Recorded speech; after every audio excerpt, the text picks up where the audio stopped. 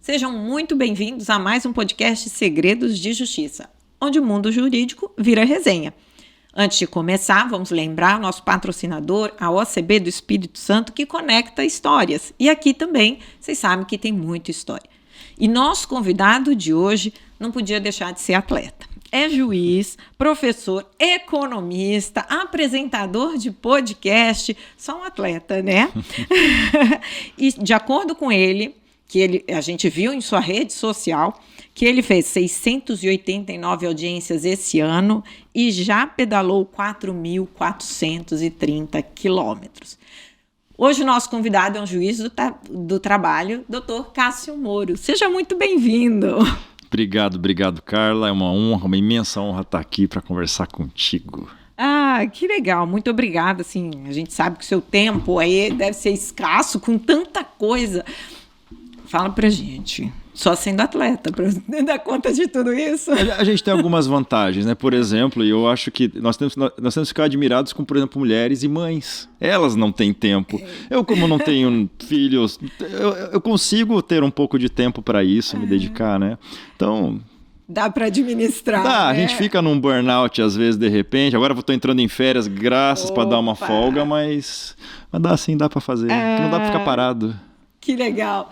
Você também fez economia. Além de direito, você fez junto, fez depois? Conta pra gente. Na economia eu fiz mais recente. Depois que eu terminei mestrado, aí fiquei um tempo longe da academia, mas a economia eu fiz por uma necessidade de aprimorar meus conhecimentos no próprio direito do trabalho. Afinal, relações de trabalho nada mais são do que relações econômicas. Então, ao invés de, a grande maioria de profissionais nossos do direito do trabalho vão se aprofundar na filosofia, na sociologia. Eu falei, não, mas eu quero a base da coisa, que é o mercado.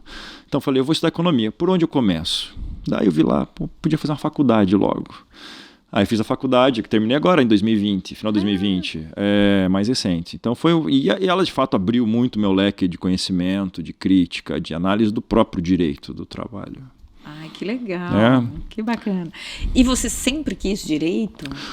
Não, direito foi meu plano C, eu brinco. Sério? Sério, eu desde criança penso no que quero ser quando crescer, né? Uhum.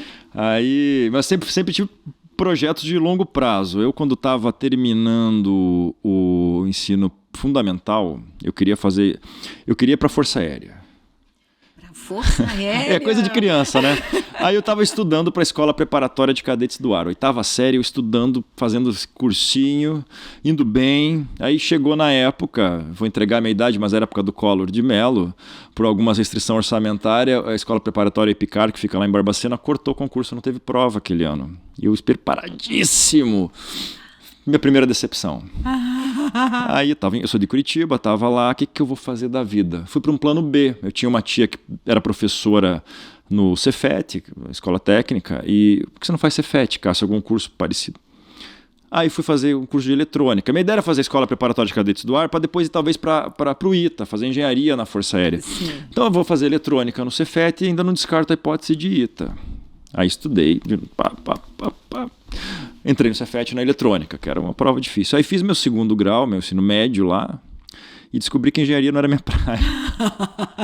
Que bom que eu tive alguns limites intelectuais ali. Aí descobriu que o ITA também não era... Não era. Eu quis fugir de cálculo e tudo mais. Aí eu tinha um irmão de fraternidade que faleceu, que queria fazer direito, queria uma magistratura, e ele faleceu no primeiro ano de faculdade de direito. Foi um trauma para mim, era uma pessoa muito próxima. Aí eu acabei assumindo o sonho dele. Então agora eu vou entrar na faculdade de direito, no ano seguinte eu entrei na faculdade de direito para ser juiz. E aí foi isso. A trabalhista veio a calhar sem eu pensar. Eu fui trabalhar num banco, na época de faculdade ainda, no jurídico trabalhista, e dali fui advogar com um professor lá da PUC, e já desde o começo estudando para magistratura, entrei na trabalhista. Nunca pisei no fórum civil, no fórum criminal. Você nunca advogou? Advoguei na trabalhista. Fiquei 4 anos advogando na área trabalhista.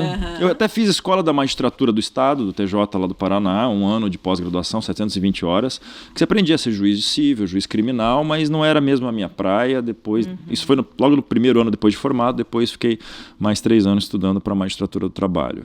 E advogando no trabalhista. Olha, que legal.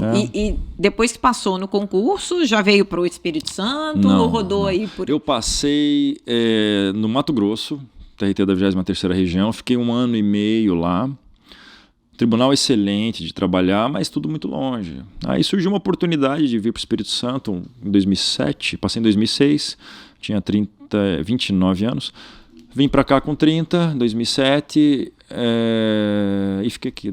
A ideia era vir para cá para facilitar uma remoção para voltar para o Paraná. Mas eu gostei tanto dessa terra, desse clima, e acabei ficando, não quero mais ir para o Paraná não, lá tem aquele interior longo, é uma vida mais difícil. Acabei ficando por aqui. Se apaixonou pela muqueca. Eu já estou até quase falando pocá. Eu não perco o sotaque, mas às vezes sai um pocá sem querer, assim. Aí gostei daqui... Tá ótimo. É difícil, não é verdade? Difícil falar assim, olha, traduz o que é pocar. Pois é. Esse dia eu estava lendo um livro até, e esse livro usava o termo espocar, os tiros. Daí fui lá ver no dicionário, olha, isso aqui é a origem do pocar, é o espocar. Olha que coisa. Que legal. E qual é a comida típica do Paraná? Pois é, típica não tem, até o curitibano acha que tem, mas o que ele tem? Comida italiana e o churrasco, né? Nenhum é típico de lá, embora o curitibano saiba que a gente faz melhor do que qualquer outro lugar.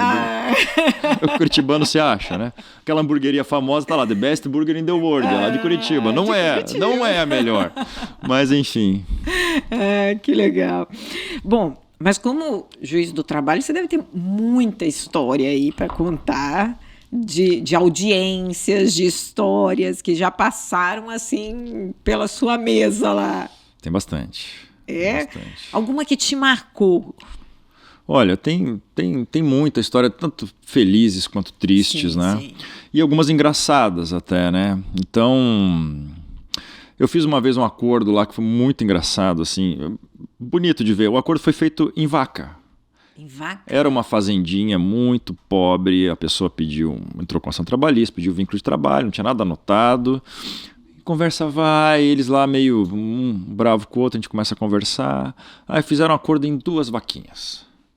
Só que com um detalhe, o reclamante podia escolher a vaquinha, mas o dono falou o seguinte, você pode escolher qualquer uma, menos a mimosa e a espanhola. Aquelas vacas de coração dele. Pode escolher qualquer outra. Fizemos um acordo, homologamos um acordo em vaca. E depois eles se abraçaram, viram que era um conflito que não precisava ter e tal. Foi bacana, foi emocionante. O conflito era mais um conflito quase familiar deles, embora não fossem parentes, do que trabalhista mesmo. E aí resolveram e tudo bem. Custas dispensadas, porque eu não ia pegar 1 litro de leite de custa, né? Mas enfim, foi bonitinho. E tem muito disso, de chegar na hora e falar assim, bom, não era bem isso que eu queria, estar aqui. Tem muito disso. Ninguém quer estar lá. Né? E às vezes aquela pilha, aquela revolta, eu até como advogado já percebia que grande parte dos conflitos surge por algum motivo passional, algum motivo pessoal, não é? Não pagou essa verba, não pagou aquela, isso é o trabalho do advogado fazer. Então ele vai lá por algum motivo, assim, eu lembro que eu já tive um trabalhador lá que a revolta dele não era nem porque não pagou uma hora extra, era porque o empregador passava cumprimentando todo mundo dando bom dia e não cumprimentava ele que ficava no canto. Ele ficava ofendido com aquilo. Houve um pedido de desculpa, resolveram de forma amigável depois. Uma coisa que nem o empregador levou em consideração. Então é essa ofensa que é a grande questão de lá. Mas, enfim, a gente tenta resolver antes. Eu sempre falo para as partes, gente, por que vocês querem que um terceiro que não estava ali, o Estado resolva por vocês, se resolva, é mais saudável, né? Então... Você é mais bravo nas audiências? O pessoal diz que sim, né? Você tem fama assim de bravo? Mas é porque lá, o que acontece? Quando você está lá dentro, né? Você assume o corpo de... Não é o Cássio que está lá, é o juiz do trabalho, que tem todo um conhecimento técnico ali para fazer a coisa conforme mandam os manuais, o código o CLT, código de processo. Então a gente está trabalhando com uma técnica muito grande, sob uma pressão muito grande, né? Sim. Então, às vezes as partes não fazem noção da pressão que a gente tem ali para julgar certo, julgar rápido e da forma conforme o livro manda, conforme as regras mandam. Eu não estou lá para fazer justiça, eu estou lá para cumprir a lei e julgar conforme a técnica. Então, sim, a gente às vezes acaba parecendo bravo porque a gente quer uma coisa objetiva, né? Às vezes o brasileiro gosta de personificar a coisa. O juiz não gosta de mim. Gente, eu não faço ideia do seu nome. A coisa é totalmente impessoal, né? Então, a gente fala assim, esse pedido tá equivocado aqui, vai ter uma inépcia. Talvez a gente fale de forma mais a gente quer resolver o problema. Sim. Então tem uma fama de bravo lá, mas enfim, não sei. Fora de lá, as pessoas que me conhecem fora da audiência, não, você não pode ser bravo. Já as pessoas que me conhecem só em audiência, não pode ser gente boa fora dali. São duas personalidades, sabe? A gente separa bastante ali. Eu costumo analisar o processo sem saber quem são os advogados, né? Claro, para ter uma coisa muito impessoal mesmo, né? Até porque, como você disse, né, cumpre-se um protocolo, tem uma formalidade toda a ser seguida, né? E que história é essa do valor de uma mão, saber do valor de uma mão? Quando eu trabalhei no Mato Grosso, numa cidade que a economia lá girava em torno de indústria madeireira. Então tinha muita indústria, não eram indústrias tão desenvolvidas, então tinha muito acidente. Muito acidente de trabalho. Até fui fazer uma inspeção numa madeireira. Foi engraçada essa situação. Já chego no Sim. Tava lá vendo todo mundo com equipamento de proteção individual, todo mundo cumprindo o protocolo. Mas tem uma máquina lá, que essa máquina foi feita no inferno. É uma máquina muito perigosa chamada destopadeira. É um pêndulo com uma serra que você vai girando aquilo corta a mão direto e tinha muito processo. E eu vejo um trabalhador lá mexendo nela sem luva de proteção, sem nada. Aí chego pro dono, meu amigo, aquele trabalhador lá sem proteção, o que é aquilo? Ele, relaxa, doutor. Relaxa, aquele lá não é empregado meu, não. Aquele lá é meu filho. Como assim? Meu amigo, seu filho pode perder a mão. A falta de preocupação efetivamente com o risco do acidente. A preocupação era cumprir a lei, empregados. Então, mas enfim, um empregador lá que já estava cansado de receber condenações por acidente de trabalho, chegou lá num processo de acidente, que a pessoa perdeu a mão. Doutor, mão é quanto? E se perder o braço? Eu falei, doutor, isso não é um açougue. Né? Isso tem que analisar toda a questão ali. Não é assim, teu dano você vai pagar. E se a empresa continuar fazendo isso, a finalidade da justiça é tirar os maus empregadores do mercado. Daqui a pouco vem outro que absorve. Então, você não pode continuar com isso. Tem que criar medidas preventivas que são mais baratas, inclusive. Claro. Né? Mas ele achou que era um açougue, tinha um preço lá, achou que tivesse um corpo lá. Nossa, uma tabela. Então, a gente fez um trabalho muito grande lá de palestrar com esse pessoal, para esse pessoal, mostrar a importância da prevenção. E esse é um tópico muito sensível no nosso trabalho, que é a segurança do trabalho. Sim. Até uma outra situação que tinha lá, Sinop tem um monte de situação dessa que eu aprendi muito com o acidente. Falta de mão de obra numa cidade recente, conseguiram trabalhadores numa cidade de outro estado, do Maranhão, do interior, pessoas muito simples. Foi dado bota de segurança para todos eles. Eram pessoas que não estavam acostumadas a calçado fechado. Outro dia aparece todo mundo com a tampinha da bota cortada para ventilar. Doutor, como é que eu vou mandar? Eu vou mandar por justa causa embora? Vamos fazer palestra, vamos conversar. É gradativo. Também não posso condenar simplesmente a empresa, sendo que o trabalhador cortou porque ele não está acostumado, irrita aquilo. Então a gente tem que fazer um trabalho gradativo, de conscientização. Muito difícil, muito difícil. O interior é mais sensível a cumprir a legislação, não porque não quer, mas por cultura mesmo de alguns locais, e aceita bem esses ensinamentos? Eu acho que conversa todo mundo, tanto no interior de capital. O que a gente percebe, por exemplo, fazendo audiência, é que no interior é mais tranquilo. Acho que tem menos aquele espírito belicoso que tem nos grandes centros, como Vitória. Assim. Então, as audiências são bem mais sossegadas, bem mais tranquilas. Agora, é claro, né, toda inovação demora para chegar mais ali. Então, até as pessoas assimilarem, já está... Enquanto na capital já estão acontecendo, lá estão começando. Entendi. Mas né, esbarra-se nessa questão cultural. Aí depende muito de cada região. Eu acho que tem regiões que as pessoas têm uma cultura mais belicosa, outros são mais pacíficas. A gente, circulando aí Brasil, a gente vê muita diferença nisso. Tem tribunais que fazem muito acordo, porque a população está mais acostumada, tem outros que são mais estritos. Aqui em Vitória a gente tem muito problema de fazer conciliação. Então, depende muito de cada região, da cultura, da pessoa. E o Brasil é muito grande, tem de tudo. E você costuma fazer muita inspeção? Não, hoje não dá mais tempo. Quando eu estava novo, mais empolgado, estava lá no interior, não tinha o que fazer na cidade, vamos fazer a inspeção. Mas hoje é tanto trabalho que não tem como. O que eu faço quando tem eu não cheguei a fazer inspeção, mas mandava meu perito cautelarmente direto na época de pandemia verificar como estavam as condições de segurança. Então a gente fala pro perito vai lá, até porque ele é mais técnico que adianta eu ir lá fazer uma inspeção. Sim, não entendo nada de parte técnica, mas hoje nem tempo a gente tem. Né? Já aconteceu no meio da audiência, vamos lá na empresa ver se é assim mesmo. É mesmo? Guarde todos os seus celulares aqui para ninguém ter contato, vamos até lá ver se é assim mesmo como o senhor falou. Mas hoje já não faz. Não, a demanda é muito grande, a pressão para um trabalho célere é muito grande que vem de cima, nós não conseguimos dedicar como deveria. Especialmente os processos mais sensíveis, acidente de trabalho, essa parte preventiva. E tem que ter cuidado. Tem um outro caso que eu estou lembrando agora de um colega, não era comigo, de outra região, que veio um pedido liminar para suspender uma máquina. Não era uma máquina, também não era um alto-forno, mas era uma coisa parecida com isso. Aquela máquina pode explodir a qualquer hora. É uma caldeira. Pode explodir, eu quero uma cautelar para fechar liminarmente aquilo lá. A audiência daqui uma semana, o juiz aguarde essa audiência.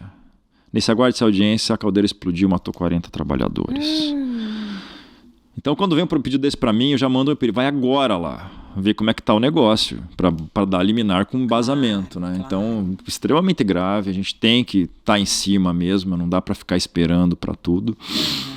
Então... Porque pedido de liminar realmente, assim, é delicado para o juiz decidir, né? E a gente vem muito, de 30 pedidos liminares, a gente defere porque é muito, eu preciso do dinheiro, tal, mas todo mundo está precisando, tem que entrar na fila, infelizmente. Mas tem coisas que tem uma certa preocupação maior. Acidente de trabalho é máxima. É a parte mais sensível da justiça do trabalho? Eu acho que sim. Veja, no mundo, né, e o Brasil está entre os recordistas de acidente de trabalho, morre mais gente em trabalho do que em guerra. Então é mais seguro mandar o filho para a guerra do que trabalhar. Nossa, a gente tem mais de 2.000 trabalhadores morrem por ano aqui no Brasil, só no Brasil. 500, acidentes de e mais de 500 mil acidentes, que representa um monte de gente afastada, INSS pagando. Por coisa... prevenção é muito barata, assim, às vezes eu já vi uma condenação lá de mais de R$1 milhão se a pessoa perdeu o olho, que bastava um óculos de segurança que custa R$2, R$1 menos até. Então, é triste. E você já se emocionou em alguma audiência, assim, de tocar, não digo nem de chorar e tal, mas de ficar tocado mesmo? Eu até comento, não estou lembrando nenhum caso aqui, mas o juiz tem que ser, ele não pode ser... Ele tem que parecer frio, mas tem que ser sensível. Claro. Ele não pode ser sentimental, sim, mas tem que ter sensível às causas. Então, mas muitas vezes a gente toma decisões lá conforme a lei que o sentimentalismo, puxa, não queria, mas está ali, não tem como fazer diferente. Né? Então isso acontece direito. Esse dilema acontece constantemente. Quem é mais demandado, grande ou pequena empresa? Pequena. Isso até é um objeto de estudo que eu faço, escrevi um artigo agora, que acontece no Brasil, que é uma lei muito complexa, a lei é muito rígida. A grande empresa consegue pagar as leis trabalhistas, tem um baita do RH, um baita do jurídico preventivo. A pequena não. Pequena hoje nós temos aí, sei lá, 90% dos empregadores é pequeno, mas que emprega só 60% da mão de obra. E o pequeno luta para pagar mão de obra. O salário mínimo é caro, todos os reflexos que gera a lei é muito caro para o pequeno. Então, ou ele vai para a informalidade parcial, não vou te pagar comissão, não vou te pagar hora extra por fora, até que o momento que ele quebra, porque não aguenta pagar. E aí entra a ação trabalhista. A finalidade do justiça do trabalho é tirar os maus pagadores, né? Ou pelo menos colocar ele no lugar. Então, ele é muito demandado. Quando a empresa pequena fecha, joga mais mão de obra no mercado, baixa o valor do salário, o grande contrata. Então, o grande é o que menos é demandado. A não ser em casos tópicos, né? Aqui nós temos grandes empresas, às vezes tem um caso tópico de um regulamento que mudou, aí você tem lá 2.000 ações porque tem 2.000 empregados, mas é para um fato específico. Agora, em regra, é o pequeno que sofre demais com a legislação não divide, ela trata tanto o pequeno empregador quanto o grande da mesma forma. Isso cria uma distorção. E conta pra gente, quer dizer que você já fez audiência com um caminhoneiro na boleia? Já, direto. Agora com essa telepresencial aí, é uma beleza isso. Porque colocar os 6 numa audiência, numa sala de audiência é impossível. Tá sempre alguém em algum canto do Brasil viajando. Então, na boleia, um dia tava na cama do caminhão ali atrás, deitadão. Beleza. Tava com internet, depois, cara, pode continuar sua viagem agora, só fica à vontade. Então, é legal isso. A telepresencial ajudou nesse acesso à justiça de forma incrível. Que legal, que legal. E a Justiça do Trabalho tem uma característica que chama bastante atenção, né? Recorrentemente, você tem várias testemunhas de uma classe mais simples até, né? Porque ou trabalhadores assim que se dedicam muito em estradas, em 24 horas, né? E isso, né? O dia inteiro você tem gente diferente nas audiências. Tem. Gente de todas as classes sociais, de todas as atividades. Tudo, né? E pessoas que você tem que dar um tratamento para ela, porque às vezes ela pega a melhor roupa dela para ir para audiência. Grande parte é roupa de time. É mesmo? Quando vai com o do Vasco, eu encrenco um pouco. Do Vasco não pode, né, meu amigo? Mas são gente muito simples. Vai de tudo. Então, e elas estão ali prestando um serviço que ela nem precisava estar testemunha. Ela está indo lá porque então, elas... É triste ter que ficar esperando e tal. Acho que esse acesso telepresencial a fazer de casa é ótimo para elas. Tem gente que não gosta, vai ter colinha. Quando a testemunha quer mentir, ela mente na frente do juiz, mente lá de casa. Então acho que esse não é o problema. Já pegou alguém mentindo mesmo? A gente tem assim? Direto. A gente tem até umas técnicas para descobrir quando está mentindo, quando não está, né? E agora não, mas desde 2010, antes do processo eletrônico, aqui no Tribunal do Espírito Santo a gente já grava em audiovisual os depoimentos. Então isso é muito bom, porque você tem uma linguagem a mais, a linguagem corporal da pessoa que ajuda a pegar na mentira. Legal. Tem bastante, não adianta. A gente sabe quando tá mentindo, né? Quando mente bem, que a gente não sabe, essa é boa. Esse é um ator, né? Esse dá pra... merece o Oscar, hein, meu amigo? Tem uns que a gente fica lá. Acho que eu tenho nariz vermelho aqui, você acha que vai me enganar com isso aí, né? Você fala assim, a pessoa... Né? Mas é assim mesmo, né? E como é que surgiu a ideia do podcast Retrabalho? Podcast foi a gente nem sabia o que era podcast. Eu e o Alberto Nemer, a gente sempre se encontrava em alguns eventos palestrando e a gente sempre levava pancada. Principalmente aqui a gente tem um pensamento trabalhista aqui muito conservador, muito de um lado de protetivo ao trabalhador. A gente começou a contestar, olha, a CLT não está resolvendo direito os problemas, tem algumas críticas, a gente falava, levava porrada. Um dia eu li pro Alberto, a gente podia fazer alguma coisa, né, cara, para mudar isso, né? Daí um café lá, a gente nem era amigo dele, só de conhecer. Aí a gente estava no café, o que a gente pode fazer? Um evento, um congresso... Surgiu um podcast na mesa ali. Vamos fazer um podcast? Vamos. Isso foi numa quinta-feira. Beleza. Vamos marcar um dia semana que vem para conversar sério com isso. Eu tenho um cara lá que acho que grava, tem estúdio, que pode ajudar a gente. Aí eu chego lá no escritório do Alberto, tem uma mesa assim, com os microfones já montados. Tá aqui, ó. Tá aí, o que a gente faz? Não sei. Aí começamos a conversar sobre algum tema específico da hora lá, direito do trabalho, alguma controvérsia nova, e saiu o primeiro episódio. Aí dali a gente começou a convidar algumas pessoas para falar de temas específicos, o negócio bombou na época. Alguns meses depois a CBN chamou a gente, olha, a gente tá precisando exatamente disso lá. Aí fomos para a CBN. Olha, então foi assim, era amador, a gente pagava o rapaz que trazia todo o equipamento de estúdio lá para gravar pra gente, excelente trabalho, depois ele dava uma editada, até criou uma musiquinha, extremamente amador e foi legal, foi bacana. Que legal. E agora, então, né? É toda quinta-feira? Toda quinta-feira, a partir das 10h30 da manhã. Agora a gente faz ele vai mudando o perfil. Agora a gente faz um perfil mais esclarecer dúvidas para o ouvinte, para o leigo. No começo era mais para o público específico mesmo, né? Então... que legal, que legal. É bem legal, bem divertido. E que outras histórias, assim, você lembra de gente, já ter passado dentro? Tem tanta, cara. Uma que eu até estava pensando outro dia, uma que me marcou, porque eu não sei se ela é engraçada ou se ela é séria demais. Mas nessa de saber o que a gente tem umas técnicas para descobrir se a pessoa está mentindo ou está escondendo o jogo. Tinha uma ação trabalhista, um profissional, acho que era arquiteto, designer, uma profissão bacana, conhecido na cidade interior. O empresário também, uma empresa conhecida. Falei, não está batendo, essa ação trabalhista não tinha razão de existir, deve ter um conflito maior do que esse. Aí você pergunta daqui, pergunta ali, bota na saia justa. Aí doutor, eu vou falar o que aconteceu. Não vou... Vou abrir o jogo. Conta aqui na lente da verdade. Aí ele fala o seguinte, daí eu descobri a história, né? O empregador, casado com a esposa dele, tinha uma espécie de trisal com o trabalhador, com o reclamante.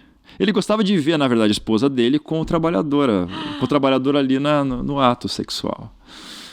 Aí chegou um momento da vida que ele não gostou mais. E ao invés de acabar só com o trisal, ele mandou o cara embora. Dispensou ele. Então havia uma mágoa de uma relação íntima deles. Eu falei, meu Deus do céu. Vocês falam isso agora aqui, gravado em audiência. Aqui tá bom. Eu não sou juiz de família. Eu vou fazer o seguinte com vocês. Os advogados também não sabiam. Eu vou sair lá, vou despachar no meu gabinete. Quando eu voltar, vocês já deixam um acordinho montado. A gente bota em segredo de justiça, deleta os depoimentos. Os advogados se comprometem a não falar com ninguém. Cidade pequena. Beleza, fui. Fiquei pensando naquilo lá no gabinete. Quando eu volto, eu tô acordo feito. Tá um tanto de dinheiro. Dá pra pagar esse negócio aí? Dá.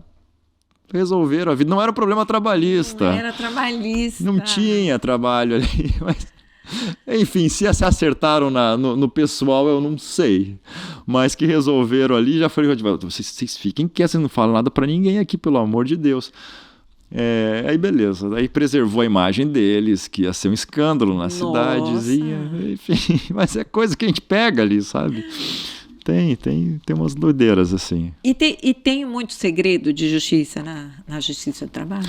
Às vezes tem alguns assuntos delicados, né? Um assédio sexual, então tem alguns que a gente coloca. Hoje até funciona bem, antigamente quando era impresso, tinha um adesivão, segredo de justiça nos autos. Aquilo era pedir para fofocar. Aquilo vazava da vara de um jeito que eu não sei como é que acontecia.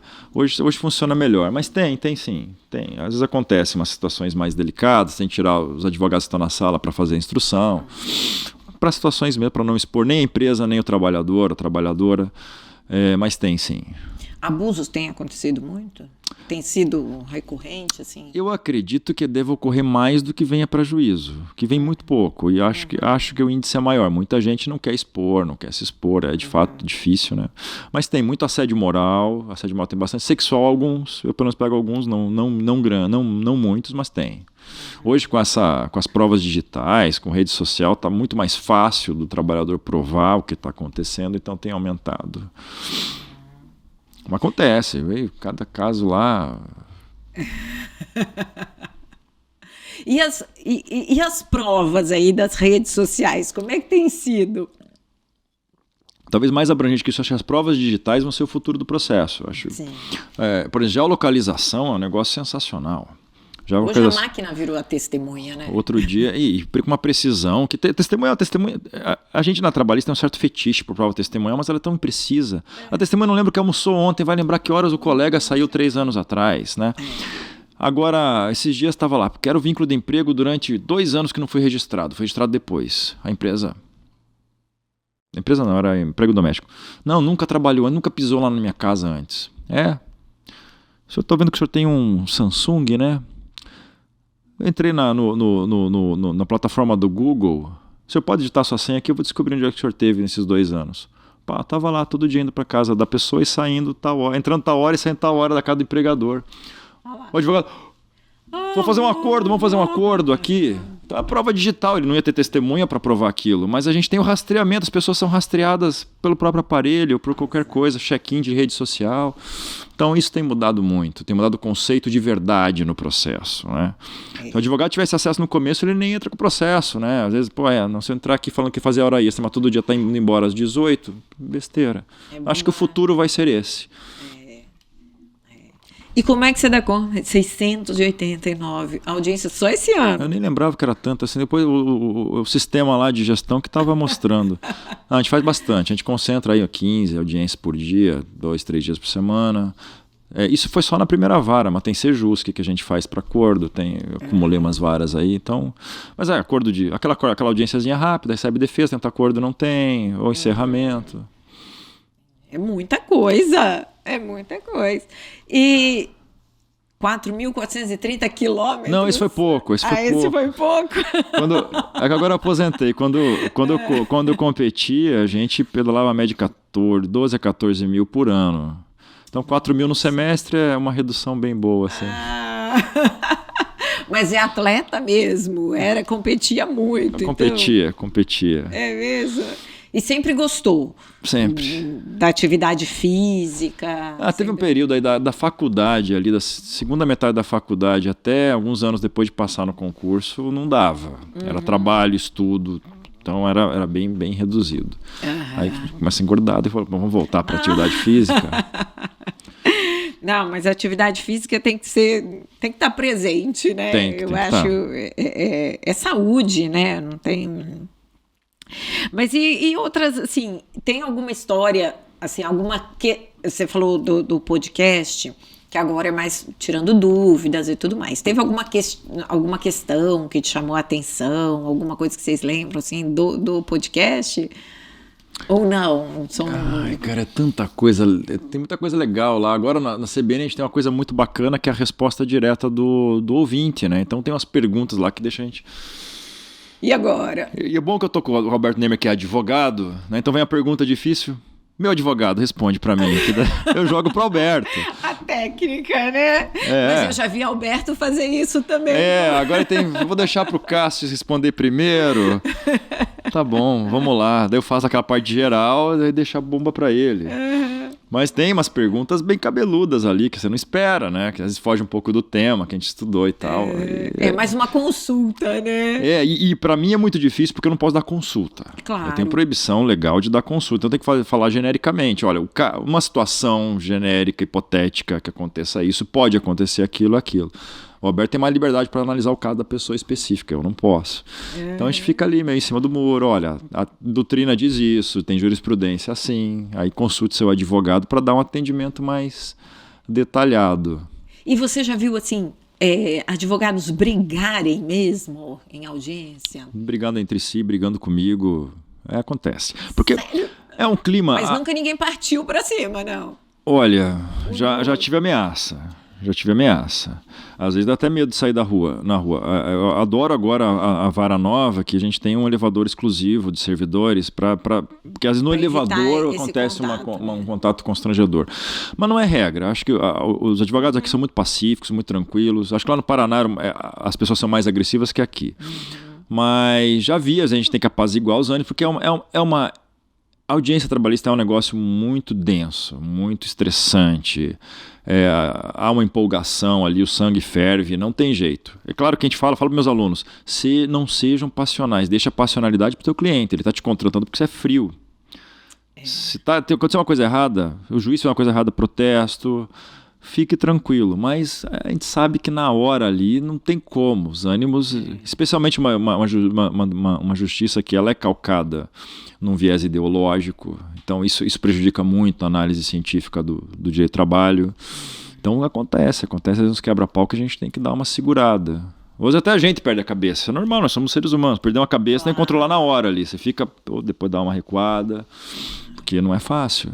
Então imagine você fazendo 15 audiências no dia. A última, que normalmente são as mais difíceis, são as instruções, a gente já está ali com a paciência aqui. Somos humanos, cansados, exaustos já, não tem jeito. E a Justiça do Trabalho sempre teve fama de ficar horas lá esperando acontecer a audiência, o advogado, e continua assim. Você sabe que eu procuro ser muito pontual. Os advogados não podem reclamar de atraso comigo. Podem reclamar de tudo. Atraso, não. Quando eu cheguei no Espírito Santo, minha audiência começa no horário. Você chegou um minuto depois, meu amigo, você perdeu a audiência. Que sonho, gente. Você perdeu a audiência. Aí um grupo de advogados se reuniu, um mês que eu estava aqui, em 2007, reuniu um grupo de advogados e falou com o Dr. Cássio, será que o senhor pode esperar pelo menos uns 5 minutos para começar a audiência? Eu falei, gente, mas estou começando no horário, não é o sonho de qualquer advogado. Eu advoguei, eu odiava atrasos. Então... Mas eu procuro começar no horário, dar uma folguinha ali, 2 minutos, falar, meu cliente está chegando, beleza, a gente espera, não tem problema. Mas o atraso, às vezes é inevitável. Você começa a ouvir uma instrução que um monte de testemunha se estende, não vai ter jeito. É chato mesmo, e é muita audiência. Então não tem como marcar menos. Se marcar menos que isso, a corregedoria vem em cima, meu amigo. Se liga, né? Então acontece. Mas, procuro não me atrasar. Procuro. E outra coisa, a audiência está marcada para começar às 13 horas, eu estou lá começando a audiência. Não dá para atrasar. Acho que é um desrespeito com a população você começar às 13h30. Não dá, né? Não dá. Agora a gente chega num momento assim, é um bate-pronto. Eu falo e você me diz o que vem à cabeça. Tá. Indefiro. Essa eu tô acostumado já. Nunca diga para um juiz. Juiz de piso, nunca chame de juiz de piso. Pasme, excelência. Não falem essas coisas. Não puxe saco do juiz. O que você gostaria de ter ouvido se estivesse começando hoje? Quando eu comecei, o vice-presidente do Tribunal do Mato Grosso falou uma coisa muito importante. Parta do princípio de que as partes estão de boa fé. Nunca parta da má fé. Foi o melhor conselho que eu tive. Isso é importante. Isso é um ensinamento muito bom. Ainda mais no dia de hoje. O Brasil é acostumado a você partir da premissa da má-fé. Por isso tem carimbo em branco, assinatura firma reconhecida, porque a gente parte da premissa que a pessoa está de má-fé. Então, muda a chave. Justiça é? Justiça é algo que não é obtido pela justiça física, justiça do trabalho. A gente está lá para cumprir lei. Justiça é uma coisa maior. O que diria para alguém que acha que juiz tem vida fácil? Está completamente enganado. Completamente enganado. Direito nas redes sociais. Direito nas redes sociais. Está crescendo bastante a polêmica sobre isso, né? Acho que o mundo todo é virtual hoje, o mundo todo é socializado e o direito atinge essa parte da vida também, né? Processo físico ou eletrônico? Eletrônico. Nem lembro que é processo físico, mas... Audiência presencial ou virtual. Eu acho que o modo híbrido é o melhor de todos. Concordo. Nunca... Aí uma dica para os advogados. Nunca comece uma sustentação oral com... Pasme, excelência. Ou com algum versículo de Bíblia. Não, vá direto ao ponto. Se não fosse juiz, seria? Se eu não fosse juiz... eu seria ou piloto da Força Aérea ou engenheiro eletrônico, né? Mas engenharia você descobriu que não cabe. Sabe o que é pior disso? É que quando eu fui fazer economia, as mesmas disciplinas de cálculo de engenharia estavam na economia. Sério? E agora, depois de velho, é um período que eu não saí de casa mais. Não tinha noite mais, só estudando cálculo. Que tinha que dar conta, né? Eu me lasquei do mesmo jeito. Um livro que marcou a sua vida. Alta Fidelidade, do Nick Hornby. Leio constantemente, vejo filme constantemente. E esses dias fiquei muito feliz, o Nick Hornby me respondeu no Instagram, conversei com ele. Que bacana! Que bom. Olha, muito obrigada pela sua presença. Foi ótimo esse bate-papo, adorei. E parabéns aí por todo esse seu trabalho, sua dedicação. Obrigado, também foi um prazer. Estamos aqui sempre dispostos. Quando você precisar, estamos aqui. Obrigada. E para vocês, não esqueçam de curtir, compartilhar e se inscrever no canal, porque assim muito mais gente tem acesso a essas histórias. E até a próxima!